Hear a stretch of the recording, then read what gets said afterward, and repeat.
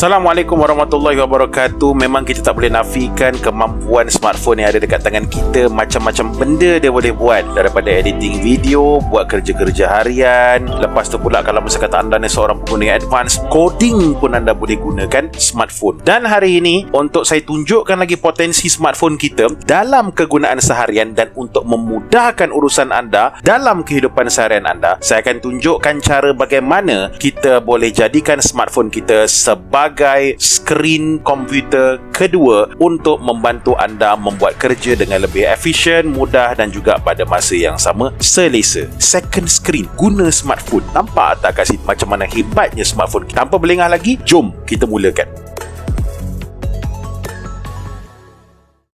Okey, baik, macam biasa kita buka dulu laptop, and then lepas pula kita login lah. Okey, and then buatlah apa yang patut, tutuplah apa yang patut. Dan lepas tu pula kita buka dulu Google Chrome. Kita nak download dulu benda ni kena download. Dia tak datang sendiri. Dia mesti di-download. Korang buka Google Chrome, type dekat situ Space Desk. SPACEDESK. Okay, and then lepas tu pula korang nampaklah pilihan dekat situ. Klik je dia punya official laman web. Dan inilah yang akan terpampang sejurus sebaik saja korang klik dekat website tu tadi. Okey, lepas pula scroll ke bawah and then korang ambil apa operating system yang korang ada sekarang ni. Okey, jangan buka Droidcam tu, itu mengarut tu. Okey, buka Space Desk. Okey. So Space Desk, pastikan ambil operating system korang. Kalau pakai Windows, kalau Mac. Tapi setakat ni Windows je lah.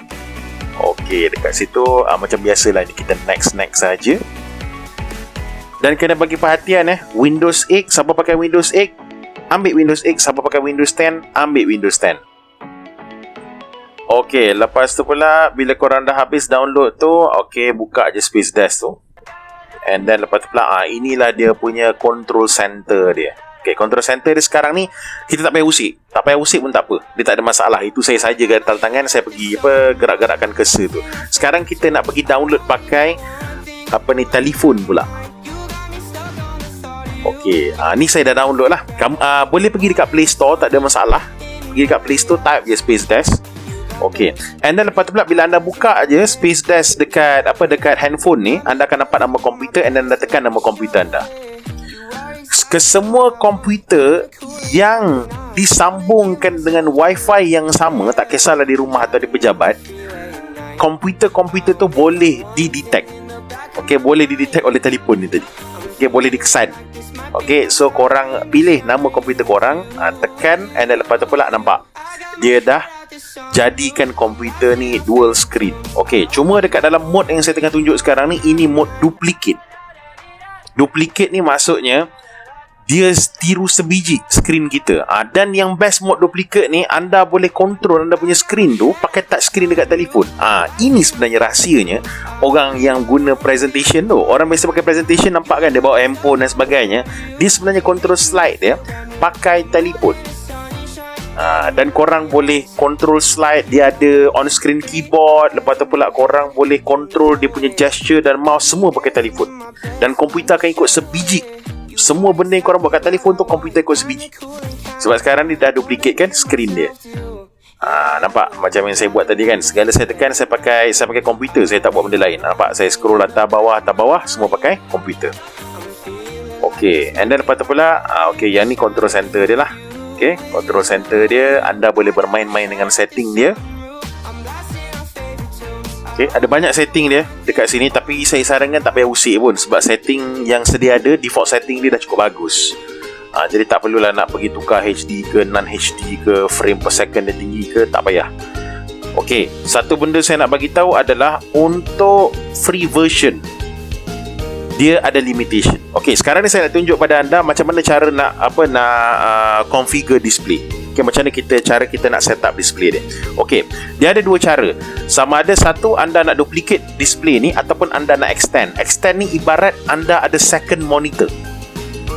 Okey, second monitor, nampak tu? 1, 2. Okey, monitor 2, anda klik identify. Okey, bila anda klik identify, biasanya laptop kita skrin nombor 1.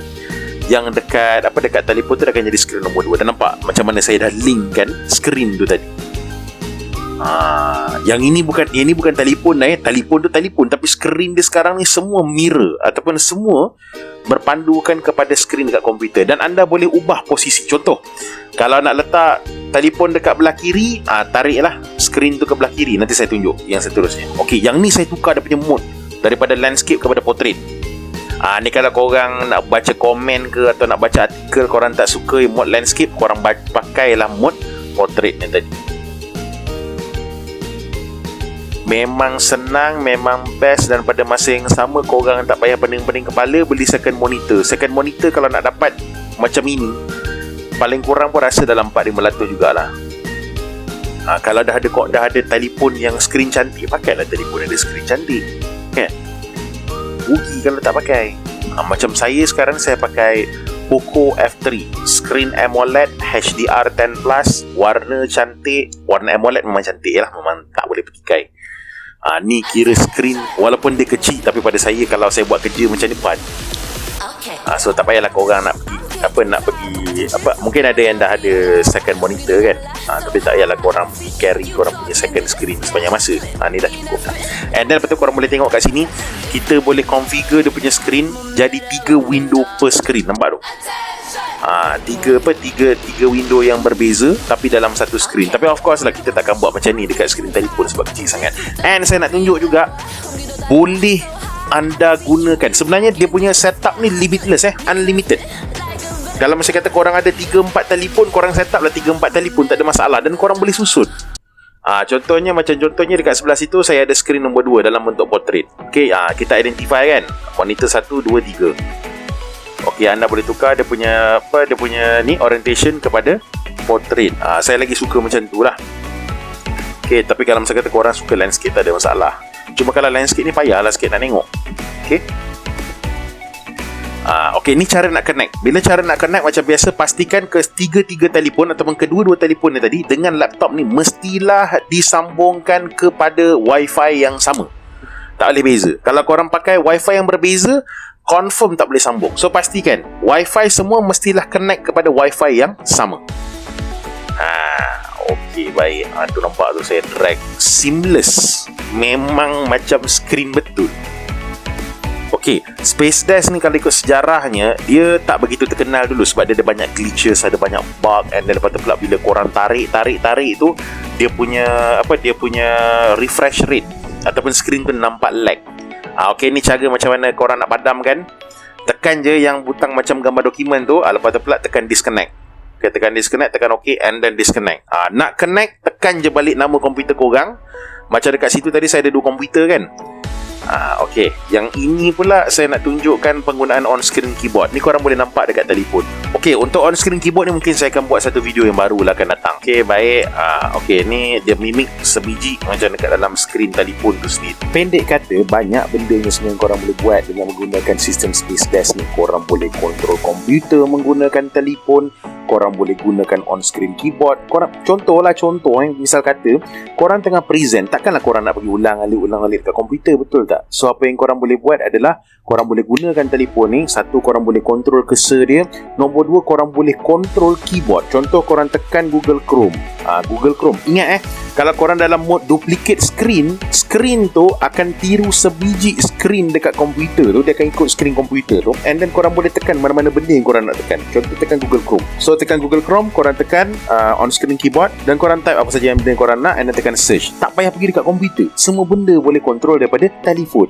Itulah sebenarnya rahsia orang yang pergi present tu. Bila diorang buat presentation, nampak macam diorang pegang telefon macam poyo je kan. Tak, bukan, diorang tak poyo. Itu adalah alat untuk diorang kontrol. Sebenarnya kalau korang kontrol pakai laser controller, itu sebenarnya benda yang orang kata dah lapuk lah, senang cerita. Sekarang ni tak main dah laser control ni. Kita kontrol pakai telefon. Dan salah satu benda yang korang boleh guna adalah dengan menggunakan sistem aplikasi Space Dash ni. Memang terbaik. Oleh itu terbuktilah sudah kemampuan smartphone kita boleh jadi kamera, boleh jadi second screen dan sebagainya. Yang penting kena belajar cara macam mana nak guna dan utilisekan secara maksimum. Ataupun gunakan secara maksimum smartphone anda tu. Kalau kita tak belajar macam mana cara nak gunakan dia, rugi. Sebab bila kita tahu cara macam mana nak jadikan dia sebagai second screen, macam mana kita nak jadikan dia sebagai kamera, jimat kos. Oleh itu sekian saja untuk video kita pada kali ini. Jumpa lagi pada video akan datang. Terima kasih banyak. Assalamualaikum warahmatullahi wabarakatuh.